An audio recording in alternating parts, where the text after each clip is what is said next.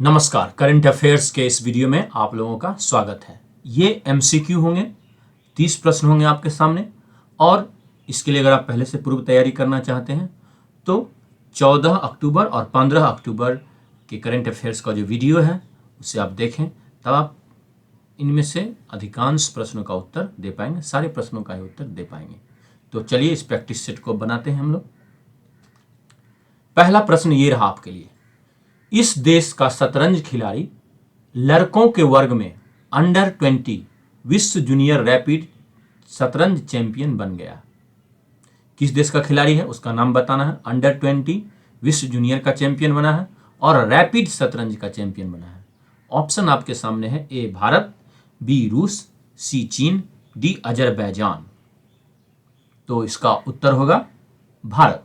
भारत के खिलाड़ी ने लड़कों के वर्ग में अंडर 20 विश्व जूनियर रैपिड शतरंज चैंपियनशिप जीता है। अगला प्रश्न, किस देश का शतरंज खिलाड़ी लड़कों के वर्ग में अंडर 20 विश्व जूनियर ब्लिट्ज शतरंज चैंपियन बन गया है। ए भारत, बी रूस, सी चीन, डी अजरबैजान। आपको बताना है कि अंडर 20 का विश्व जूनियर चैंपियन बना है ब्लिट्ज शतरंज का। तो इसका उत्तर होगा अजरबैजान। अजरबैजान के खिलाड़ी ने लड़कों के वर्ग में अंडर 20 विश्व जूनियर ब्लिट्ज शतरंज चैंपियनशिप जीता है। ये रहा अजरबैजान। अजरबैजान आपके सामने है, यहां पर देख सकते हैं अजरबैजान को। यह है अजरबैजान, ये कैस्पियन सी के किनारे है। और अजरबैजान के अलावा और कई देश जो हैं वो कैस्पियन सी के किनारे हैं, जैसे रूस है, कजाकिस्तान है, तुर्कमेनिस्तान है और ईरान है। अजरबैजान के बारे में कुछ और चीजें हम लोग जान लेते हैं। यहाँ के राष्ट्रपति हैं इल्हाम आलियेव और राजधानी है बाकू। यह तेल के लिए बहुत ही प्रसिद्ध क्षेत्र है। यहाँ की मुद्रा है मनात। अजरबैजान की मुद्रा है मनात। भाई साहब ने, भाईजान ने क्या की, मन्नत मांगी, तो मनात हो गई उनकी मुद्रा। याद रहेगा ऐसे ट्रिक से। और अभी आर्मेनिया और अजरबैजान के बीच नगोर्नो काराबाख नाम के एक क्षेत्र के लिए विवाद हो रहा था। अजरबैजान ने उस क्षेत्र पर कब्जा कर लिया है। अगला प्रश्न, प्रश्न नंबर 3, लड़कों के वर्ग में अंडर 20 विश्व जूनियर रैपिड शतरंज चैंपियन कौन बने। ए रौनक साधवानी, बी रमेश बाबू प्रज्ञानंद, सी मोहम्मद मुराद अली, डी गोहवर बेदुल्लायेवा। लड़कों के वर्ग में अंडर 20 विश्व जूनियर रैपिड शतरंज चैंपियन का नाम आपको बताना है और आपके सामने ये 4 ऑप्शंस हैं। तो इसका उत्तर होगा रौनक साधवानी। रौनक साधवानी भारत के महाराष्ट्र के खिलाड़ी हैं, शतरंज खिलाड़ी हैं। और लड़कियों के वर्ग में अंडर 20 विश्व जूनियर रैपिड शतरंज की चैंपियन रही हैं गोहवर बेदुल्लायेवा। ये हैं गोहवर बेदुल्लायेवा, ये अजरबैजान की हैं। अगला प्रश्न, लड़कों के वर्ग में अंडर 20 विश्व जूनियर ब्लिट्ज शतरंज चैंपियन कौन बने। रौनक साधवानी, रमेश बाबू प्रज्ञानंद, मोहम्मद मुराद अली, जेनिया बालाबायेवा। लड़कों के वर्ग का नाम बताना है और जूनियर ब्लिट्ज शतरंज चैंपियन का नाम बताना है और आपके सामने ये 4 ऑप्शन हैं। तो इसका उत्तर होगा मोहम्मद मुराद अली। मोहम्मद मुराद अली जो हैं उन्होंने ब्लिट्ज शतरंज चैंपियनशिप जीता है। और जेनिया बालाबायेवा जो हैं उन्होंने लड़कियों का ब्लिट्ज शतरंज चैंपियनशिप जीता है। ये हैं मुराद अली, ये बीच में है। रौनक साधवानी इसमें रजत विजेता रहे। और ये हैं जेनिया बालाबायेवा, इन्होंने लड़कियों का अंडर 20 विश्व जूनियर ब्लिट्ज शतरंज चैंपियन जीता। ये अलग अलग फॉर्मेट होते हैं रैपिड ब्लिट्ज शतरंज के। अगला प्रश्न आपके लिए, अंडर 20 विश्व जूनियर शतरंज चैंपियनशिप का आयोजन कहां किया जा रहा था। A Italy, B France, C Bharat, D Brazil. Under 20 विश्व जूनियर शतरंज चैंपियनशिप का आयोजन कहां किया जा रहा था। हम लोगों ने तो विजेताओं का नाम जान लिया है, तो यह भी परीक्षा के लिए इंपॉर्टेंट प्रश्न हो सकता है कि इसका आयोजन कहां किया जा रहा था। A Italy, B France, C Bharat, D Brazil. तो इसका उत्तर होगा इटली। इटली में अंडर 20 विश्व जूनियर शतरंज चैंपियनशिप का आयोजन किया जा रहा था और यह हो रहा था पुला सार्डिनिया।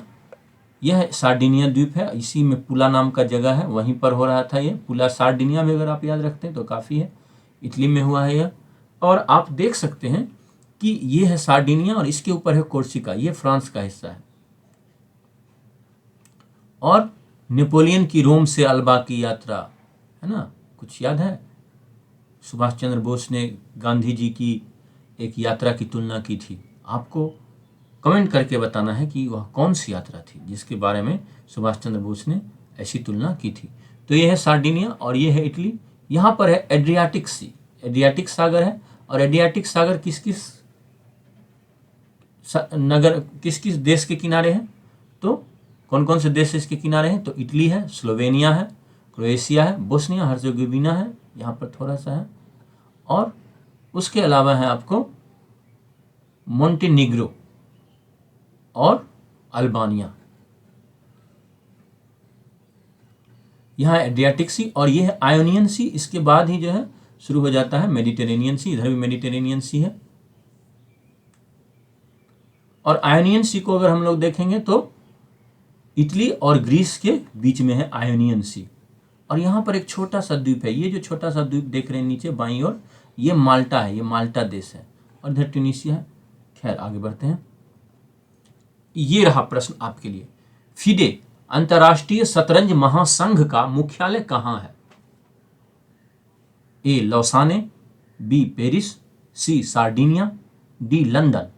तो फिडे का आपको जो चेस का जो सबसे बड़ा गवर्निंग बॉडी है फिडे, उसका मुख्यालय कहाँ है? तो उसका मुख्यालय है लौसाने में। लौसाने कहाँ है? स्विट्जरलैंड में है। क्योंकि चेस खेलने वाले होते हैं बहुत ही साने, इसलिए फिडे ने अपना मुख्यालय बनाया इन लौसाने। ऐसे करके आप याद रख सकते हैं। इसके अलावा मैंने इससे संबंधित बहुत सारी जानकारियां दी हैं। आप अगर पिछला वीडियो देखेंगे, थोड़ा लंबा है लेकिन अगर उसे पूरा देखेंगे तो कई सारी जानकारी आपको मिलेंगी।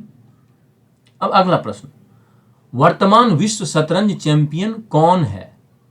ए Ding Liren, B Magnus Carlsen, C Ian Nepomniachtchi, D R Praggnanandhaa. वर्तमान विश्व शतरंज चैंपियन का नाम आपको बताना है और आपके सामने ये 4 ऑप्शंस हैं। तो इसका उत्तर होगा इयान नेपोमनियाची। जी हाँ, आप लोग मैग्नस कार्लसन मार सकते हैं परीक्षा में, इसलिए मैंने यह प्रश्न दिया, बहुत ही महत्वपूर्ण प्रश्न है। इयान नेपोमनियाची जो है वो रूस के शतरंज खिलाड़ी हैं और इस बार यह ही विश्व शतरंज चैंपियन बने, क्योंकि मैग्नस कार्लसन ने इस चैंपियनशिप में भाग ही नहीं लिया। अगला प्रश्न, शतरंज के खेल की उत्पत्ति का स्रोत किस खेल को माना जाता है? ए चौगान, बी चतुरंग, सी खो खो, डी चप्पा पानी। शतरंज का खेल किसी पुराने खेल से उत्पन्न हुआ है, उस खेल का नाम बताना है, उस पुराने खेल का नाम आपको बताना है और आपके सामने है 4 ऑप्शन। तो इसका उत्तर होगा चतुरंग। चतुरंग से ही शतरंज के खेल की उत्पत्ति मानी जाती है। इस तरह से भारत जो है वह चेस का ओरिजिन कंट्री है, चेस का उद्गम देश है। अगला प्रश्न, हाल ही में 40 वर्षों के अंतराल के बाद किन 2 देशों के बीच एक नौका सेवा की शुरुआत हुई? एक फेरी सर्विस लॉन्च की गई है। उन देशों का नाम आपको बताना है। ए भारत म्यांमार, बी भारत बांग्लादेश, सी भारत श्रीलंका, डी भारत मालदीव। 40 वर्षों के बाद भारत ने इस एक देश के साथ फेरी सर्विस शुरू की है फिर से। तो इसका उत्तर होगा भारत श्रीलंका। भारत श्रीलंका के बीच 40 वर्षों के बाद यह नौका सेवा शुरू हो पाई, क्योंकि उससे पहले लिट्टे का आतंक था और इसीलिए यह फेरी सेवा नहीं शुरू हो पाती थी। अभी जो फेरी सेवा शुरू होगी वो नागपट्टिनम से लेकर जाएगी कंके संतुराई। नागपट्टिनम तमिलनाडु में है और कंके संतुराई जो है वह है आपको श्रीलंका में। यहाँ पे देखते हैं जाफना है, ये पूरा एरिया जो है ये तमिल लोगों का एरिया है, तमिल भाषी लोग यहाँ पर अधिकांश रूप से रहते हैं और लिट्टे के प्रभाव का भी यह क्षेत्र रहा है। अब इन दो जगहों के बीच जो है तमिलनाडु और श्रीलंका के बीच है पाक स्ट्रेट, पाक जल डमरू मध्य, पाक जल डमरू मध्य है, पाक स्ट्रेट है। तो नाम याद रहेगा आपको, नागापट्टिनम और कांके सांतुराई। ठीक है, तो नाग ने सत्तु संतूर बजाया, ये भी याद रख सकते हैं, कांके संतुराई। नाग कांके जाकर संतूर बजा रहा है ना। अब यहाँ पे कुछ और चीजें हम लोग जान लेते हैं। कई बार आपने समाचार में सुना होगा कि भारत और श्रीलंका के बीच एक द्वीप के लिए विवाद। अब भारत श्रीलंका के बीच विवाद नहीं है, बल्कि तमिलनाडु यह चाहता है कि यह द्वीप श्रीलंका से वापस ले लिया जाए, क्योंकि एक समय में यह भारत का ही अंग था, भारत ने श्रीलंका को दे दिया था। इस द्वीप का नाम है कच्चा तीबू, कच्चा तीबू द्वीप, आप नाम याद रखें, कच्चा बादाम, कच्चा तीबू द्वीप। ठीक है, इसके लिए ये चाहते हैं कि यहाँ पर जो यहाँ के मछुआरे हैं तमिलनाडु के उनका यह विशेष रूप से मांग है कि यह द्वीप हमारे कब्जे में होना चाहिए, हमें वापस ले लेना चाहिए। क्योंकि जो मछुआरे हैं जब वो भीतरी समुद्र में जाते थे तो यहाँ पर उनके लिए एक आसरा मिलता था, लेकिन अब चूंकि यह श्रीलंका का द्वीप हो गया तो श्रीलंका की नौसेना, श्रीलंका के कोस्ट गार्ड के जवान यहाँ पर काम करते हैं, और इस कारण से यह होता है कि वे कई बार तमिलनाडु के मछुआरों को बंदी बना लेते हैं, क्योंकि वो श्रीलंकन वाटर्स में प्रवेश कर गए रहते हैं। यहाँ पर है पाक जल डमरू मध्य, और यहाँ पर है पाक खाड़ी, पाक बे, आप देख सकते हैं पाक बे है। और यहाँ देख सकते हैं गल्फ ऑफ मन्नार है, मन्नार की खाड़ी, यहाँ मन्नार नाम का स्थान है, मन्नार आइलैंड है, मन्नार की खाड़ी है इसी के नाम पर, यह है मन्नार आइलैंड। और यहाँ देख सकते हैं रामेश्वरम है, और यह है धनुषकोडी। तो कई सारी जानकारी आपको मिली। अब हम लोग बढ़ते हैं अगले प्रश्न की ओर। प्रश्न नंबर 10, भारतीय नौसेना द्वारा आयोजित सभी समुद्री सुरक्षा एजेंसियों को शामिल करने वाले व्यापक तटीय सुरक्षा अभ्यास का नाम क्या है? अभी भारतीय नौसेना ने एक तटीय सुरक्षा अभ्यास किया जिसमें कि सभी तट सुरक्षा के जो एजेंसियां हैं वो शामिल हुई। उस अभ्यास का, एक्सरसाइज का नाम आपको बताना है। आपके सामने 4 ऑप्शन है, सागर रक्षक, सागर प्रहरी, सागर रक्षा, सागर कवच। तो इसका उत्तर होगा सागर कवच, सागर कवच। सागर को पूरी तरह कवच दे देना, जैसे कछुए का एक कवच होता है, जैसे वॉरियर्स एक आर्मर लेकर चलते हैं, तो वैसे ही सागर को कवच ये एजेंसियां प्रदान कर रही हैं इस एक्सरसाइज के माध्यम से। अगला प्रश्न, ब्रिक्स अंतर्राष्ट्रीय प्रतियोगिता सम्मेलन, इंटरनेशनल कंपटीशन कॉन्फ्रेंस किस शहर में आयोजित किया गया था? साओ पाउलो, नई दिल्ली, सोची, संघाई। ब्रिक्स इंटरनेशनल कंपटीशन कॉन्फ्रेंस कहां पर आयोजित किया गया था? आपके सामने है 4 ऑप्शन। यह आयोजित किया गया था नई दिल्ली में, नई दिल्ली में आयोजित किया गया था। और इसमें क्या था, जितने भी ब्रिक्स कंट्रीज के ये 5 देश हैं, ब्राजील, रसिया, इंडिया, चाइना और साउथ अफ्रीका, इन 5 देशों के जो भी कंपटीशन कमीशंस हैं, उसके एक्सपर्ट हैं, उन सब का एक सम्मेलन यहां पर हुआ। अगला प्रश्न, राष्ट्रीय कंपनी कानून अपीलीय न्यायाधिकरण के अध्यक्ष कौन है? National company law appellate tribunal के अध्यक्ष कौन है? आपके सामने है 4 option. A justice Ashok Bhushan, B justice Shekhar Bobde, C न्यायमूर्ति ए दलवीर, डी न्यायमूर्ति ए नजीर। तो इसका उत्तर होगा जस्टिस अशोक भूषण। जस्टिस अशोक भूषण जो है वो national company law appellate tribunal के अध्यक्ष हैं। National company law appellate tribunal के बारे में भी मैंने बहुत डिटेल से बताया है पिछले वीडियो में, जिस वीडियो पर आधारित ये एमसीक्यूज वाला टेस्ट है, तो आप उस वीडियो को देखें। अगला प्रश्न, भारतीय प्रतिस्पर्धा आयोग के अध्यक्ष कौन है? Chairperson of competition commission of India, CCI के अध्यक्ष कौन है? ए अजय पांडे, बी रवनीत कौर, सी राजीव गौबा, डी जय भगवती। तो कंपटीशन कमीशन ऑफ इंडिया के अध्यक्ष हैं रवनीत कौर। ये है रवनीत कौर, आप इन्हें देख सकते हैं तस्वीर में। कंपटीशन कमीशन ऑफ इंडिया के बारे में भी मैंने बताया पिछले वीडियो में, आप जरूर देखें। अगला प्रश्न, भारतीय प्रतिस्पर्धा आयोग की स्थापना कब की गई थी? A 2008, B 2003, C 2020, D 2012। Competition commission of India की स्थापना कब की गई थी ये बताना आपको, और आपके सामने है 4 ऑप्शन। इसका उत्तर होगा 2003। तो 20 साल पहले ये संस्था बनी थी। बहुत महत्वपूर्ण है परीक्षा के लिए यह प्रश्न, जरूर याद रखें। अगला प्रश्न, राष्ट्रीय कंपनी विधि अपीलीय न्यायाधिकरण, national company law appellate tribunal, निम्नलिखित के खिलाफ अपील की सुनवाई कर सकता है। किसके किसके खिलाफ अपील की सुनवाई कर सकता है ये आपको बताना है। राष्ट्रीय कंपनी विधि न्यायाधिकरण, नेशनल कंपनी लॉ ट्राइब्यूनल के खिलाफ, insolvency and bankruptcy board of India, भारतीय दिवाला और दिवालियापन बोर्ड के खिलाफ, कंपटीशन कमीशन ऑफ इंडिया, भारतीय प्रतिस्पर्धा आयोग के खिलाफ, नेशनल फाइनेंशियल रिपोर्टिंग अथॉरिटी, राष्ट्रीय वित्तीय रिपोर्टिंग प्राधिकरण के खिलाफ। और आपको चुनना है अब ऑप्शन में से ए केवल 1, बी केवल 1, 2 और 3, सी केवल 1 और 2 और डी 1, 2, 3 और 4। तो इसका उत्तर होगा 1, 2, 3 और 4। इन चारों के खिलाफ जो है national company law appellate tribunal NCLAT सुन सकता है, अपील सुन सकता है, उन्हें जाकर अपील करना है। अगला प्रश्न, प्रधानमंत्री मोदी द्वारा लिखित गरबा के संगीतमय गायन से कौन जुड़ा हुआ है?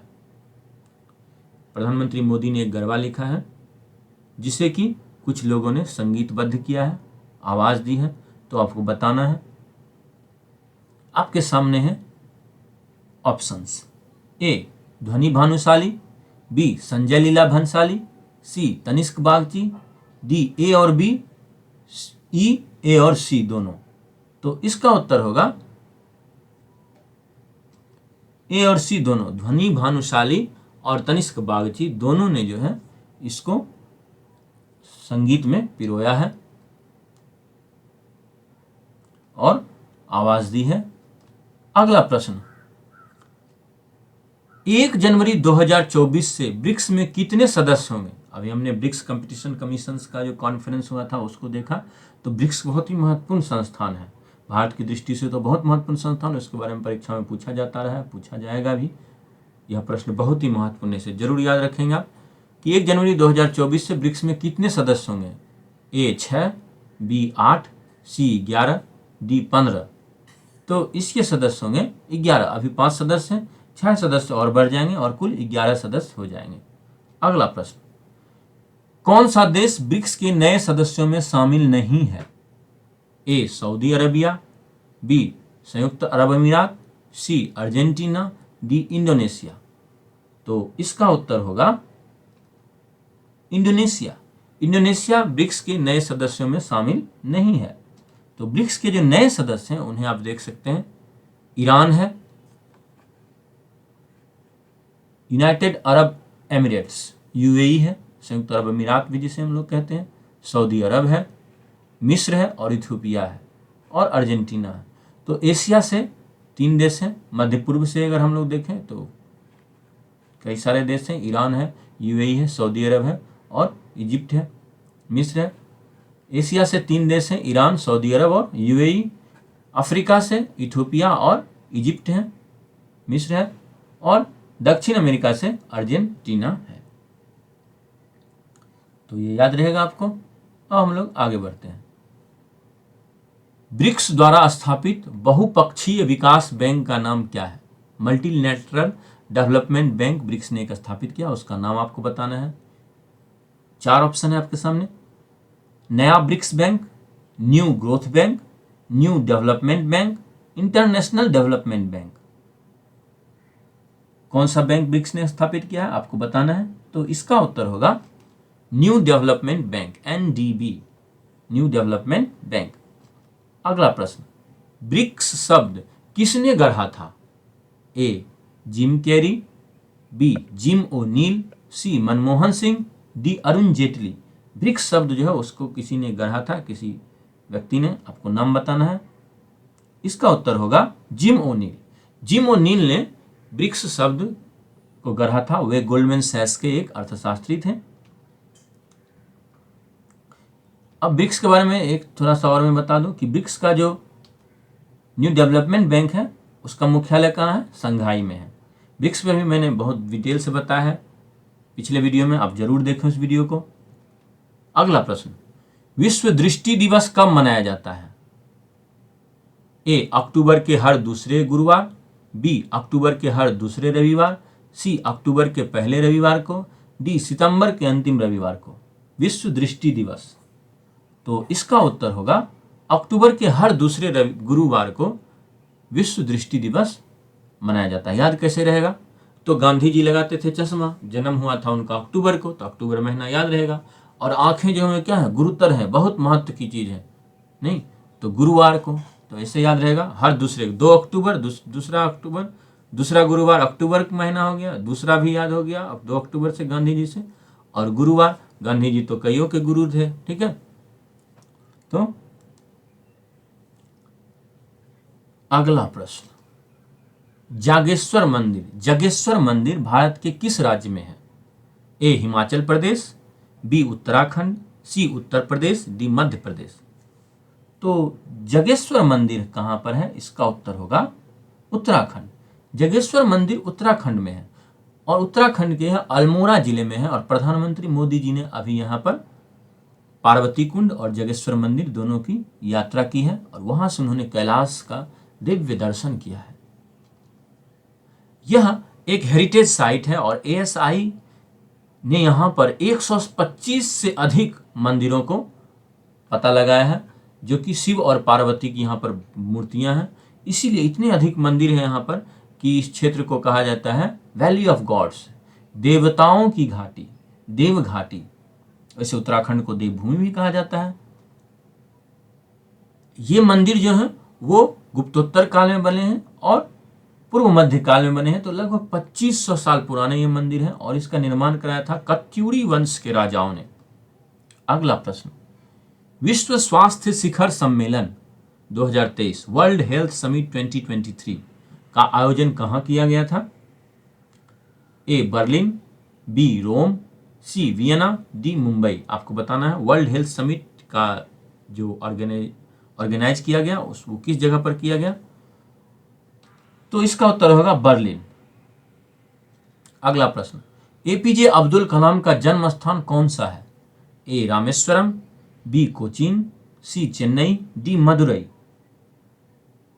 तो इसका उत्तर होगा रामेश्वरम। APJ अब्दुल कलाम का जन्म स्थान है रामेश्वरम में। ये हमारे देश के 11वें राष्ट्रपति थे और यहाँ है रामेश्वरम, आप देख सकते हैं यहाँ पर है रामेश्वरम।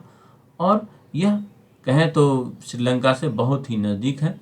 यहाँ पे मैंने पहले ही बताया था मन्नार की खाड़ी है, यहाँ पर है पाक बे, पाक खाड़ी, और यहाँ पर है पाक जल डमरू मध्य। इन्हें मिसाइल मैन भी कहा जाता है। तो इनके बारे में भी मैंने डिटेल से पिछले वीडियो में बताया है, आप जरूर देखें उसे। अगला प्रश्न, पशु स्वास्थ्य के लिए विश्व संगठन का मुख्यालय कहाँ है?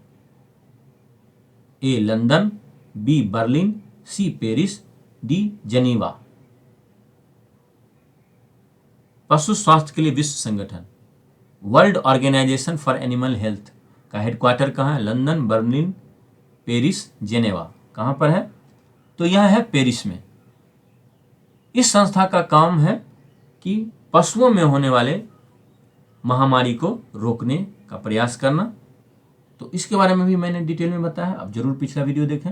अगला प्रश्न, सूडान से अपने नागरिकों को निकालने के लिए भारत द्वारा किए गए ऑपरेशन का नाम क्या है? A operation Ajay, B operation Kaveri, C operation Dost, D operation Ganga. तो सूडान से अपने नागरिकों को निकालने के लिए भारत ने ऑपरेशन कावेरी चलाया था। अब इसके अलावा जो ऑपरेशन अजय है वह इजराइल से निकालने के लिए था, दोस्त तुर्की को सहायता देने के लिए, और गंगा जो है वह यूक्रेन और रूस के युद्ध के बीच भारतीयों को वहां से निकालने के लिए हुआ था। तो अजय, कावेरी और गंगा तीनों जो है वो रेस्क्यू मिशन थे, और दोस्त जो है वह आपदा राहत, आपदा बचाव का मिशन था तुर्की और सीरिया के लिए।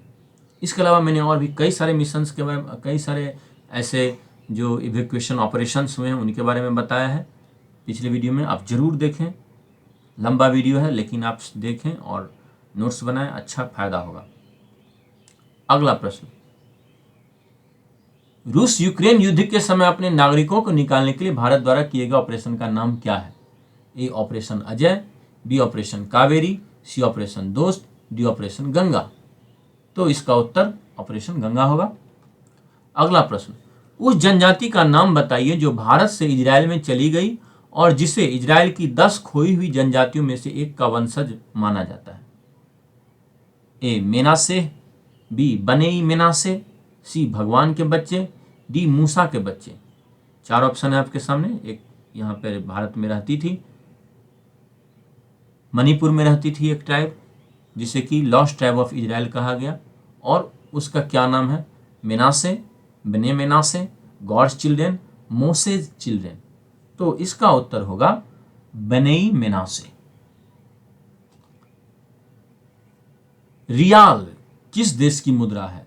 ए Argentina, B Iran, C Saudi Arab, D Brazil. तो इसका उत्तर होगा ईरान। ईरान की मुद्रा है रियाल। स्पेलिंग है इसका RIAL। अगला प्रश्न, रियल किस देश की मुद्रा है? अर्जेंटीना, ईरान, सऊदी अरब, ब्राजील। तो इसका उत्तर होगा ब्राजील। ब्राजील की मुद्रा है रियल, REAL। तो आपको ये वीडियो जरूर पसंद आया होगा। चैनल को अगर सब्सक्राइब नहीं किया आपने अभी तक तो सब्सक्राइब कर लें, अपने दोस्तों को भी सब्सक्राइब करवाएं, सारे नोटिफिकेशंस ऑन कर लें, चैनल को शेयर करें अपने सारे ग्रुप्स में, व्हाट्सएप में, फेसबुक में, जहां भी आप शेयर कर सकते हैं, इंस्टाग्राम में शेयर करें और दोस्तों को कहें कि सब्सक्राइब कर लें चैनल को। मैं अच्छे वीडियो आपके लिए लाता रहूँगा और अपने कमेंट करके बताएं कि कैसा लग रहा है आपको वीडियो, और अपना ख्याल रखें। Take care, thank you.